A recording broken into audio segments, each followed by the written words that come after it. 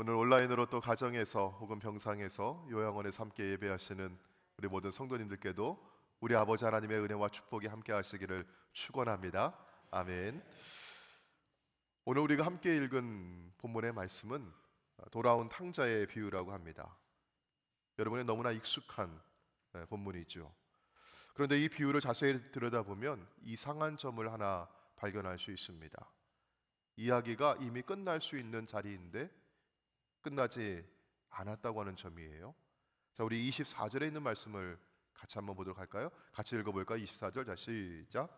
이 내 아들은 죽었다가 다시 살아났으며 내가 잃었다가 다시 얻었노라 하니 그들이 즐거워하더라. 아멘. 여러분의 이 비유의 이야기를 잘 알고 계시죠? 둘째 아들이 아버지한테 내 몫을 달라고 하고 집을 떠나서 다 탕진하고 굶주리다가 돌아왔을 때 아버지가 기다렸다가 그 아들을 맞아주셨고 새 옷을 입혀주시고 잔치를 베풀어 주시는 그런 자리입니다. 여러분, 문학적으로 보면 이 이야기가 여기서 끝나도 어떻게 부족합니까? 완벽합니까? 완벽하잖아요. 여기서 끝나도 해피엔딩이잖아요. 집을 나갔던 아들 돌아왔으니 아버지가 안아주셨으니 함께 흥겨워하고 있으니 얼마나 좋은 결말입니까? 자, 그런데 예수님께서는요 여기서 멈추지 않고요, 자, 25절로 넘어가십니다. 자, 25절 말씀 볼게요. 자, 맏아들은 밭에 있다가 돌아와 집에 가까이 왔을 때 풍악과 춤추는 소리를 들었다. 새로운 인물이 등장합니다. 그리고 이야기가 다시 시작이 되죠. 예수님께서 이 비유에서 우리에게 보여주시는 마지막 장면이 무엇이었어요? 아버지와 둘째 아들이 돌아와서 부둥켜 안고 울면서 감격적인 그런 장면으로 끝나는 게 아닙니다. 집 밖에 서 있는 한 사람이에요. 돌아온 탕자의 형입니다. 그는 집에 들어가지 않고 밖에 서 있습니다. 그리고 그를 달래러 아버지는 다시 집 밖으로 나오십니다. 비유는 그 열린 자리에서 끝나죠. 형이 끝내 들어갔는지 혹은 들어가지 않았는지 우리는 성경을 통해 알 수 없습니다. 예수님께서는 왜 이렇게 이야기의 결말을 열어두신 채 비유를 마무리하셨을까? 오늘 우리는 이 질문을 가지고 이 본문 앞에 서고자 합니다. 이 맏아들이 서 있는 장면을 여러분 한번 상상해 보세요. 해가 뉘엿뉘엿 기울고 있습니다. 큰아들은 오늘도 밭에서 열심히 일하고 돌아왔습니다. 어제도 그랬고 그저께도 그렇게 했습니다. 그의 손에는 굳은 살이 박혀 있었고 그의 옷에는 먼지가 덕지덕지 묻어 있습니다. 동생이 집을 나간 이후로 그는 더 열심히 일했습니다. 아버지를 더 잘 섬겨야 한다고 하는 생각이었습니다. 동생이 비운 자리를 내가 지켜야 한다고, 내가 메워야 한다고 그렇게 느꼈을 것입니다. 하루의 일을 마치고 집으로 돌아옵니다. 집이 가까워졌습니다. 그런데 이상하죠? 어디에선가 소리가 들립니다. 음악 소리가 들리고 왁자지껄 떠들며 사람들이 춤추는 소리가 들립니다. 그런데 그 소리가 들리는 쪽이 다름 아닌 우리 집입니다. 우리 집에 잔치가 벌어졌습니다. 사람들이 마당에 모였고 악사가 흥겨운 음악을 연출합니다. 사람들은 더불어 어울려 춤을 추고 있습니다. 그런데 이 맏아들은 아무것도 알지 못합니다. 이 집의 맏아들이죠. 장자입니다. 아버지를 대신해서 자리에 서 있을 수 있는 이 아들이 자기 집에서 벌어지고 있는 이 잔치에 대해서 아무것도 모르고 있는 것입니다. 여러분, 이런 상황이 무엇을 의미할까요? 이 집의 종들 중에 누구라도 그에게 먼저 달려가서 이 사실을 알리지 않았다는 것입니다. 큰아드님, 아우님이 돌아오셨습니다. 어서 오세요. 잔치가 벌어졌습니다. 이런 말을 전한 사람이 한 사람도 없었다는 것입니다. 왜였을까요? 아마도 이 집에서 일하는 종들은 형과 동생 사이에 흐르고 있는 그 미묘한 그 감정의 기류를 느끼고 있었을 것입니다. 형이 동생을 어떻게 생각하는지, 동생에 대해서 뭐라고 얘기하는지, 동생 이야기가 나오면 형이 얼굴 표정이 어떻게 바뀌는지 이 집에서 일하는 종들은 잘 알고 있었던 것입니다. 그래서 굳이 먼저 가서 알리지 않았던 것이죠. 자, 우리 26절에 있는 말씀 볼게요. 한 종을 불러 이 무슨 일인가 물은데, 맏아들이 종 하나를 불렀습니다. 그리고 물었어요. 이 말은 누구도 그에게 먼저 다가오지 않았다고 하는 뜻입니다. 형은 이상한 낌새를 채고 종을 따로 불러서야 물을 수 있었습니다. 이 무슨 일인가? 종이 대답합니다. 27절입니다. 대답하되 당신의 동생이 돌아왔음에 당신의 아버지가 건강한 그를 다시 맞아들이게 됨으로 인하여 살진 송아지를 잡았나이다. 여기 이 종의 짧은 대답 안에 정확한 호칭이 두 번 나옵니다. 첫 번째 호칭은요, 당신의 동생. 두 번째 호칭은요, 당신의 아버지입니다. 종은 형에게 관계를 상기시키고 있어요. 다름 아닌 이 사람은 당신의 동생입니다. 이분은 당신의 아버지이십니다. 당신은 이 집의 맏아들입니다. 들어오셔서 이 잔치에 함께 하십시오. 당신의 자리가 여기입니다. 이런 말이죠. 자, 여러분, 그런데 그 형은요, 그 자리에 들어갔습니까? 들어가지 않았습니까? 들어가지는 않았습니다. 자, 28절에 있는 말씀 볼게요. 그가 무엇하여? 노하여 들어가고자 하지 아니하거늘. 그가 노하였다고 하죠. 이 말은 순간적으로 욱하고 올라오는 그런 감정이 아니에요. 이 원어의 뜻은 뭐냐면요, 이 사람 속에서 오래도록 아주 깊이 켜켜이 쌓여 있었던, 아주 단단하게 뭉쳐 있었던 오래된 분노를 의미하는 것입니다. 왜 이런 분노를 안에 쌓아두고 있었을까? 다름 아닌 그 피부치이고 동생인데 동생에 대해서 왜 이런 감정을 가지고 있었을까? 잘 모르겠어요. 자, 그래서 그는 들어가지 않았는데 한두 번 거절한 것이 아니었습니다. 계속 거절하고 버티고 서 있었던 것입니다. 자, 여러분, 그런데 이 이야기를 듣고 있는 사람들이 누구일까요? 자, 우리 15장 2절에 있는 말씀 보시면은요, 이 세 가지 비유가 있어요.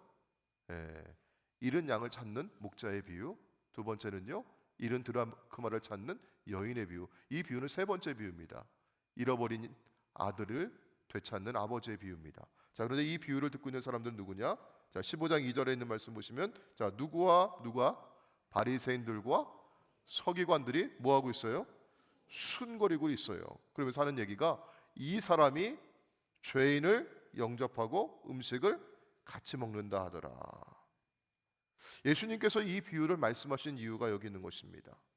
세리와 죄인이 예수님과 가까이 하고 예수님이 그들과 함께 식사하는 것을 보고 이들이, 바리새인과 서기관들이 수근거리며 말했습니다. 자, 그런데 여러분, 세 가지 비유를 말씀했는데 이 세 가지 비유의 공통점이 뭐냐면요, 뭔가를 잃어버린 사람이 있다는 얘기예요.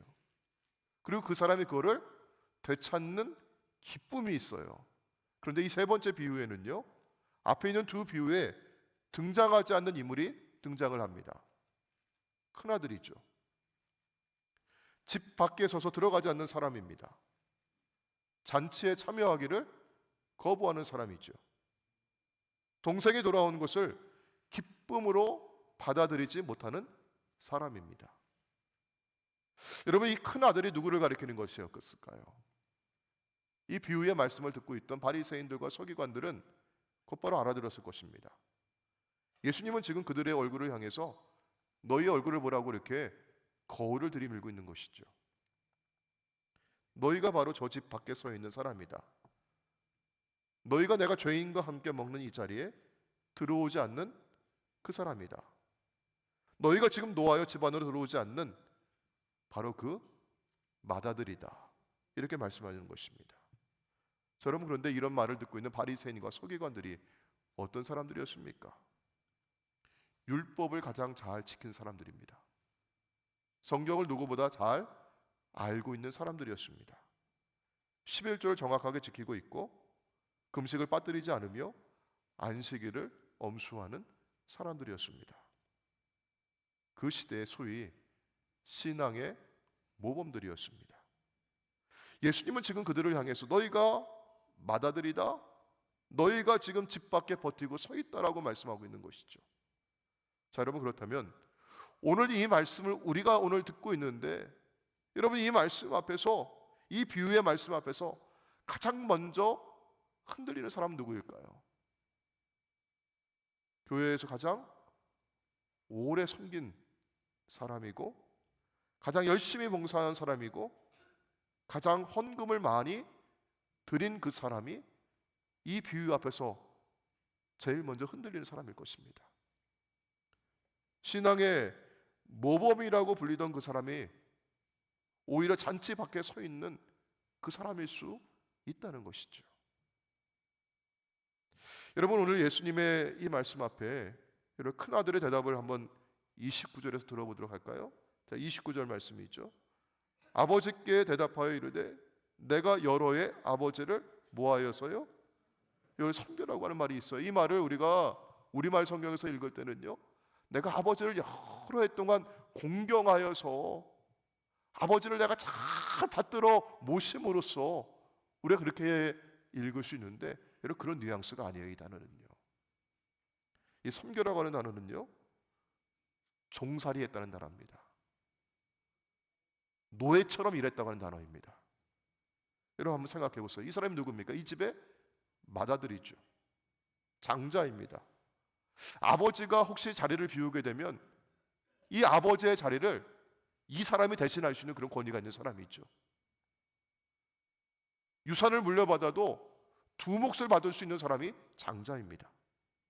자, 그런데 이 사람이 자기 입으로 내가 아버지에게 종처럼 그렇게 부림받으며 살아왔다고 얘기하는 것이에요. 여러분, 이 마음이, 이 감정이, 그의 이 말이 그 사람 속에서 어떻게 자리 잡고 어떻게 뿌리 내리고 어떻게 자라왔는지를 한번 상상해 보십시오. 맏아들은 분명 밖으로 보기에, 사람들 보기에는 모범적인 아들이었습니다. 집을 떠나지 않았습니다. 명령을 어기지 않았습니다. 밭에서 열심히 일을 했습니다. 아버지를 거스르는 법이 없었습니다. 어느 하나 흠잡을 데 없는 아들이었던 것이죠. 자, 여러분, 그런데 그런 사람 속에서 아버지를 섬기는 일이 아버지의 종이 되는 일로 바뀌어 있었던 것이에요. 아버지를 향한 공경과 사랑이 종이 억지로 감당해야 될 의무로 바뀌어 있었던 것입니다. 아들의 자리가 종의 자리로 변질되어 있었던 것입니다. 그런데 그 변화를 그 자신이 모르고 있었던 것이에요. 동생이 돌아오는 이 사건이 터지기 전에는 전혀 몰랐던 것입니다. 동생이 돌아와 보니까 내 마음속에 자리 잡고 있었던 그 감정이, 그 생각이, 그 변질이 드러나고 있는 것이에요. 여러분, 이 비유 속에는 두 아들이 있습니다. 둘 다 아버지의 집을 떠나 있었던 것이죠. 둘째 아들은 자기의 분깃을 달라고 해서 집을 떠나 멀리 가서 허랑방탕하게 지내다가 고생한 아들입니다. 큰 아들은요, 집에 머물러 있었죠. 몸은 이 자리에 있었죠. 그러나 마음은 아버지의 집을 이미 떠나 있었던 것입니다. 지금 밖에 서 있는 그 사람, 한 번도 자기가 내 자리를 잃어버린 줄 모르고 지내왔던 그 사람이 오늘 내 안에 있지는 않은지 한번 돌아보시는 이 시간 되길 바랍니다. 여러분, 이 형의 말을 한번 끝까지 들어보시기 바랍니다. 형은 지금 아버지가 베푼 잔치 자리에 들어가지는 않습니다. 그리고 뭐라고 얘기하죠? 자기가 버리고 싶었던 잔치에 대해서 얘기하죠. 내게는 염소 새끼라도 한 마리 주어 나와 내 벗으로 즐기게 하신 일이 있었습니까?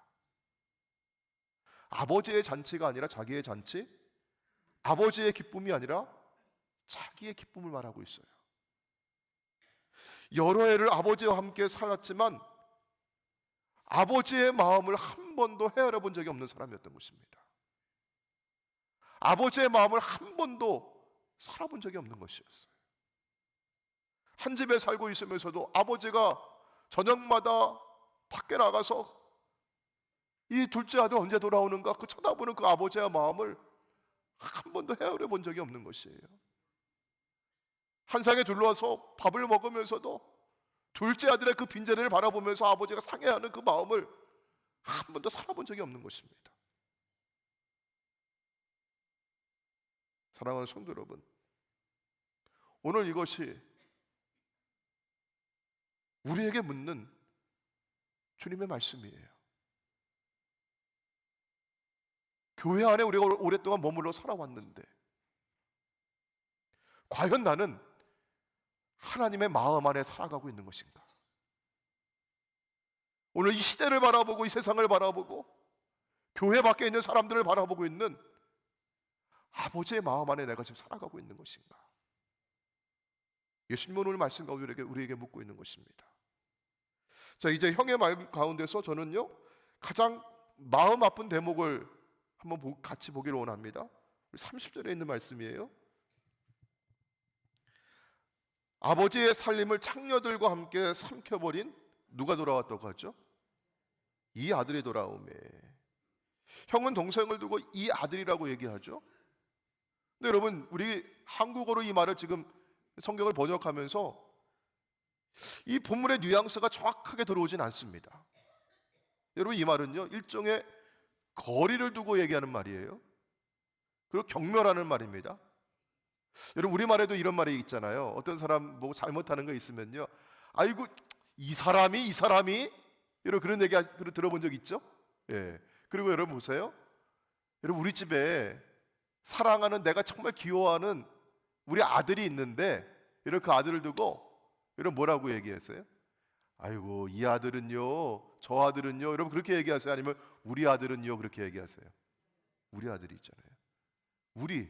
오늘 우리 장로님이 기도하시면서도 최 장로님이 우리 목사님 그렇게 기도하시더라고요. 저는 그게 너무 좋은 거예요. 네, 우리 목사님, 우리 장로님, 우리 권사님, 우리 집사님, 우리 교회. 우리 교회를 두고 다른 사람은 뭐라고 얘기할 수 있어요?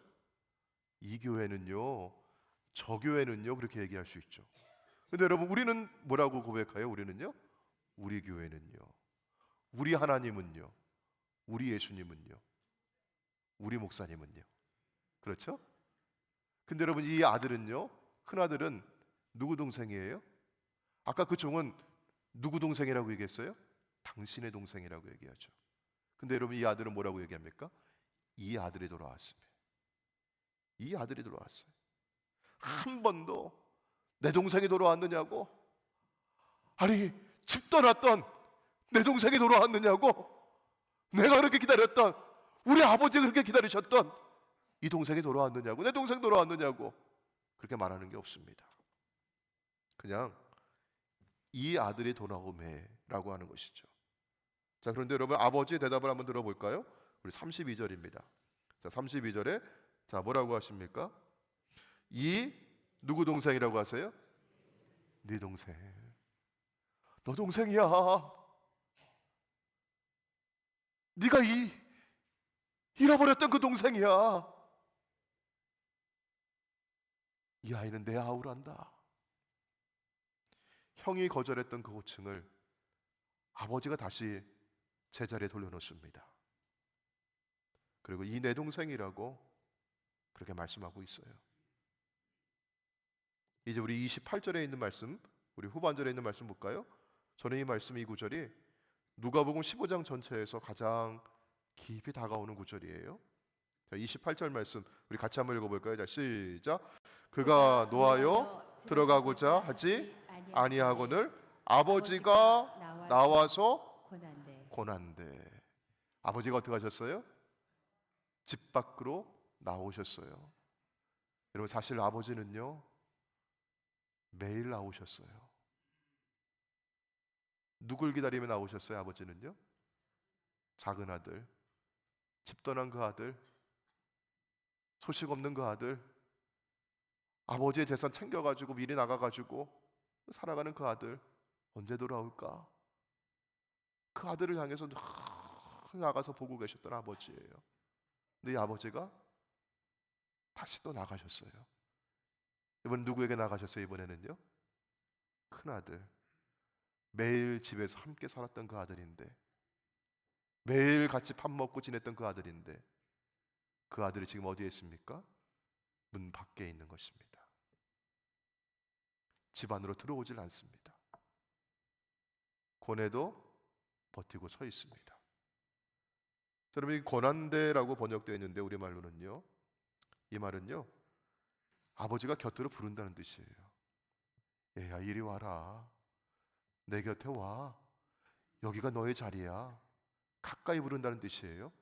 근데 이 말은요 간청하다, 사정하다, 빌다시피 하다, 이런 의미를 가지고 있습니다. 여러분, 저는 이 구절을 읽으면서 잘 이해가 안 되는 거예요. 아버지가 왜 이러실까? 여러분, 이 비유의 그 둘째 아들이 집을 나갈 때도요 둘째 아들이 뭐라고 얘기합니까? 아버지의 재산 중에서 제게 돌아올 분깃을 제게 주세요. 여러분, 이 말은요 무슨 의미입니까? 아버지의 유산을 제게 미리 주세요, 이 얘기예요. 아버지가 지금 버젓이 살아계시는데, 여러분, 내게는 아버지 없어요. 아버지 이미 돌아가신 분과 같아요. 나에게 아버지 필요 없어요. 나는 아버지, 내게 돌아올 그 분깃만 있으면 돼요. 그런 말인 거거든요. 근데 아버지는요 아무 말 없이 그 분깃을 내어주는 겁니다. 그리고 아버지는요 집 나간 그 아들이 언제 돌아올까 매일같이 그 밖에 나가서 기다리고 계시고요, 오늘 20절 말씀 읽진 않았지만 그 아들이 돌아오는데 이런 그 행색을 누가 알아볼 수 있겠어요? 돼지를 치면서 돼지가 먹는 쥐염염애를 먹으려고 해도 그걸 먹을 수가 없고, 굶주리고 옷이 다 떨어지고 고생해서 돌아오는 그 아들 누가 알아볼 수 있겠어요? 근데 아버지는요 거리가 아직도 먼데 그 돌아오는 그 아들을 알아보면서 그 아들을 향해 달려나가셔서 그 아들을 끌어안으시고 그 아들을 집에 들이셔서 손에 가락지를 끼워주시고 새 옷을 입혀주시면서 그 아들을 위해 잔치를 베풀어 주셔요. 저는 이 구절이 이해가 잘 안 되는 거예요. 아니, 아버지 살아계신데 아버지 돌아가신 것처럼 자기 목 달라고 해서 나갔던 그 아들, 아니 그렇게 돈 가지고 나갈 때는 당당하게 나가더니만 돌아올 때 보니까 이 행색의 몰골이 이게 뭐야? 그 돈은 다 어떻게 한 거야? 너희 그 돈 다 어떻게 한 거냐고 책망하고 싶고 나무라고 싶고 꾸짖고 싶고 매를 들고 싶었던 그 마음이 사실은 제 마음인데, 우리 아버지의 마음은 그렇지 않으신 것 같아요. 저는 아버지의 마음이 왜 그런지 모르겠어요. 근데 이 큰아들이 지금 자기 동생이 돌아왔는데도 버티고 서 있으면서 들어가지 않는 그 아들을 향해서도, 여러분, 아버지는요 큰 소리 한번 지르질 않으세요. 오히려 이 아버지가 어떻게 하십니까? 이 큰아들 앞에 서서 빌다시피, 야 아들아, 네 동생이 돌아왔어, 여기 네 자리야, 우리 함께 들어가자. 사정을 하고 있고 간청을 하고 있고 그 아들을 다 이루고 계십니다. 저는 이해할 수 없지만 이것이 성경에 전하고 있는 아버지의 성품이세요. 우리 아버지의 마음이세요. 사랑하는 성도 여러분, 오늘 이 하나님의 마음을 보실 수 있기를 축원합니다. 오늘 여자로 여러분 가운데는 돌아온 둘째 아들 같은 아들이 계실 거예요. 오늘 여러분 가운데는요 집에 머물러 있었으면서도 돌아가지 않는, 집안에 들어가지 않는 그 큰 아들 같은 분도 계실 겁니다. 노하고 버티고 서 있는 자녀도 계실 거고요, 자신이 종노릇 했다고만 억울해하고 생각하는 그런 분도 계실 수 있겠습니다. 근데 여러분, 주님이 여러분 앞에 먼저 서 계심을 믿으시길 바랍니다. 주님께서 이렇게 말씀하시는 겁니다. 우리 31절 말씀 볼게요. 31절 아버지가 이르되 뭐라고 하십니까? 예, 너는 항상 나와 함께 있으니 내 것이 다 내 것이로다. 나는 종처럼 살았어요.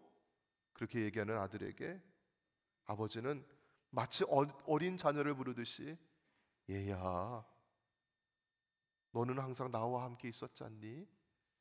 여러분, 이 말은 무슨 말입니까? 내가 항상 너와 함께 있었잖니?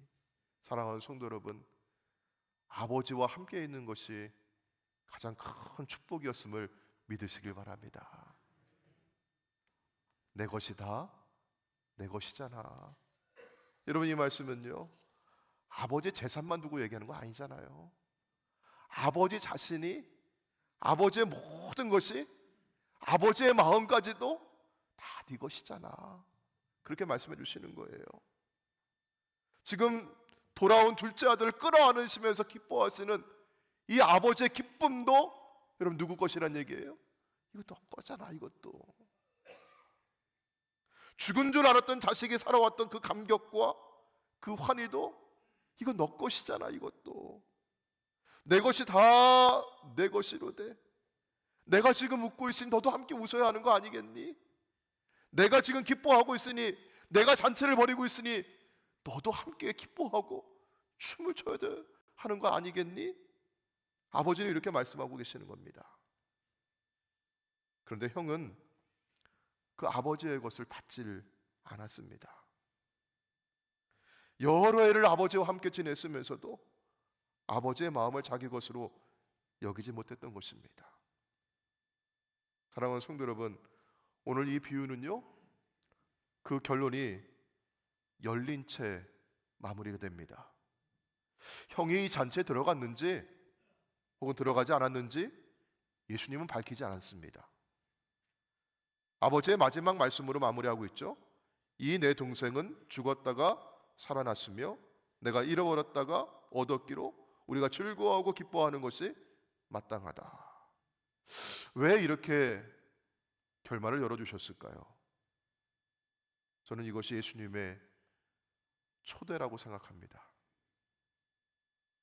지금 이 비유를 듣고 있는 모든 사람에게, 오늘 저와 여러분에게 주님은 이렇게 묻고 계시는 겁니다. 너는 지금 어디 있느냐? 아버지의 마음 안에 있느냐? 아버지의 마음 밖에 서 있느냐? 사랑하는 성도 여러분, 오늘 여러분은 어디에 서 계십니까? 그리고 여러분, 오늘 이 비유의 결말은 우리 각자가 써야 하는 것입니다. 여러분 앞에, 여러분이 지금 둘째 아들일 수도 있고요, 맏아들일 수도 있습니다. 여러분 앞에 지금 아버지가 서 계십니다. 여러분 둘째 아들이시라면 아버지는 아무것도 타박하지 아니하시고 그저 끌어안아 주시면서 여러분을 위해 잔치를 베풀어 주십니다. 여러분, 만일 맏아들이시다면 아버지는 지금도 여러분에게 간청하고 계십니다. 나의 마음 안으로 들어오렴. 사랑하는 성도 여러분, 오늘 여러분의 발걸음은 어디를 향하고 있습니까? 아버지의 집을 향하고 있습니까? 집 안으로 들어가 잔치에 함께 하시겠습니까? 아니면 아버지의 간청을 뿌리치고 돌아서서 아버지의 마음과 더 멀어지시겠습니까? 오늘 여러분의 그 대답을 여러분의 기도에 담아 드리시길 바랍니다. 우리 이 시간 아버지 당신의 마음 우리 함께 찬양하시면서 아버지의 마음이 나의 마음 되기를 원합니다. 이런 마음의 소원을 주님 앞에 아뢰어드리기를 원합니다. 이 시간 함께 찬양하시고 오늘 주신 말씀 가지고 함께 기도하겠습니다. 어쩌면 우리는 멀리 떠났다가 돌아온 둘째 아들일 수 있습니다. 아니, 어쩌면 우리는 집안에 있으면서도 잔치에 들어가지 않는 돌아온 둘째 아들을, 내 동생을 받아들이지 못하는 큰 아들들일 수도 있습니다. 그러나 아버지는 우리 앞에 서 계십니다. 돌아온 둘째 아들을 꾸짖지 아니하시고 그저 끌어안아 주시면서 눈물 흘리시고 받아주시는 아버지이십니다. 버티고 서 있는 그 아들을 향해서도 다가오셔서 달래시고 타이르시고 간청하시는 하나님이십니다. 그리고 주님은 말씀하십니다. 내 것이다, 내 것이잖아. 아버지의 마음이 나의 마음이라고 말씀하십니다. 이제 우리 아버지 당신의 마음이 있는 곳에 함께 찬양하시면서 아버지의 마음이 나의 마음 되고 아버지의 기쁨이 나의 기쁨이 되고 아버지 바라보시는 그 자리에 나의 시선도 향하고 아버지가 원하는 그 한 영혼을 향해서 오늘 내가 복음을 전하고 오늘 내가 마음 열고 우리 교회 새로 오는 누군가를 향해서도 오늘 내 옆에 있는 누군가를 향해서도 내 마음 열고 내 손을 내밀기를 원합니다. 우리 같이 이 시간 우리 기도하기를 원합니다. 함께 찬양하시고 기도하겠습니다.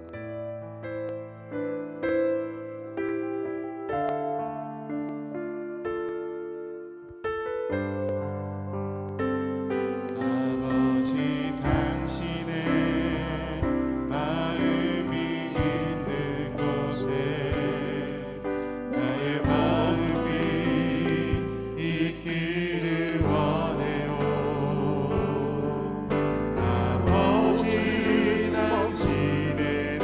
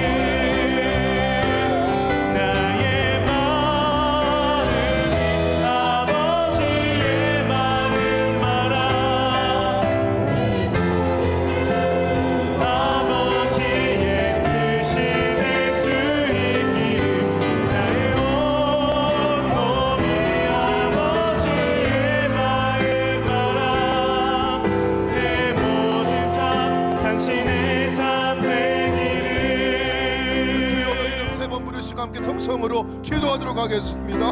주여 주여 주여 아버지 하나님 감사합니다. 주의 마음을 내게 나의 마음이 아버지의 마음마라 내 모든 일 아버지의 뜻이 될 수 있기를 나의 온 몸이 아버지의 마음마라 당신의 삶 되기를 나의 마음이 아버지의 마음마라 내 모든 일 아버지의 뜻이 될 수 있기를 나의 온 몸이 아버지의 마음마라 내 모든 삶 당신의 삶 되기를 나의 마음이 아버지의 마음마라 내 모든 일 아버지의 뜻이 될 수 있기를 나의 온 몸이 아버지의 마음마라 내 모든 삶 당신의 삶 되기를. 아버지 감사합니다. 오늘 말씀 가운데 우리 아버지의 사랑을 다시 마음속에 느끼게 해주시고 품게 해주시니 감사합니다. 둘째 아들과 같이 멀리 떠났던 자라 할지라도 기다리시고 품어주시는 아버지의 사랑 안에 녹아지게 해주시고 큰아들과 같이 돌아가지 못하고 버티어 서 있었던 아버지 우리 마음이라 할지라도 주의 마음으로 다시 녹아지게 하여 주시옵소서. 하나님, 주님을 향한 섬김이 종노릇으로 변질되지 않게 도와주시옵시고 오래 신앙생활을 했다는 것, 교회를 오래 다녔다고 하는 것이 우리를 잔치 밖에 세우는 나의 의가 되지 않도록 도와주시옵시고 아버지의 마음을 품고 아버지의 시선을 가지고 세상을 바라보고 우리 이웃을 바라보고 내 옆에 있는 형제와 자매들을 바라보고 손 내밀고 품을 수 있도록 역사하여 주시옵소서. 우리 주 예수님의 이름으로 기도하옵나이다. 아멘.